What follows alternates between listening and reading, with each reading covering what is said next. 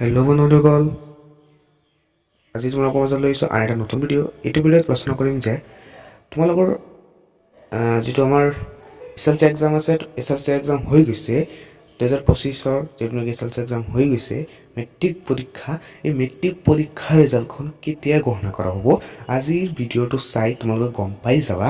সেইকাৰণে কৈছোঁ ভিডিঅ'টো শেষলৈকে চাই থাকিবা, সম্পূৰ্ণকৈ ভিডিঅ'খন চাই থাকিবা, তেতিয়াহ'লে বুজি পাবা এছ এল চি এক্সাম 2025-ৰ ৰিজাল্টখন কেতিয়া ঘোষণা কৰা হ'ব।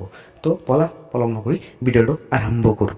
ভিডিঅ'টো আৰম্ভ কৰাৰ আগতে আন এটা ৰিকুৱেষ্ট যে তোমালোকে যদি মোৰ চেনেলটোত নতুন হৈ আছা, প্লিজ চেনেলটো ছাবস্ক্ৰাইব কৰি ৰাখিবা আৰু লগতে বেল আইকন প্ৰেছ কৰি ৰাখিবা। কাৰণ বেল আইকন প্ৰেছ কৰা তোমালোকে ছাবস্ক্ৰাইব কৰি বেল আইকন প্ৰেছ কৰি ৰাখিলে তোমালোকৰ মই যিটো ভিডিঅ' আপলোড কৰিম সেইটো তোমালোকৰ মাজত সোনকালে তেতিয়াই পাই যোৱা, ঠিক আছে।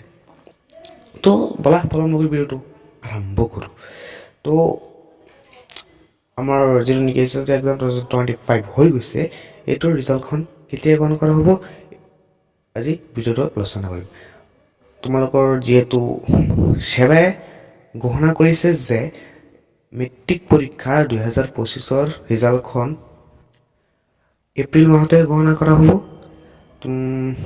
2 সপ্তাহ या 3 সপ্তাহ লাগি যাব, ঠিক আছে।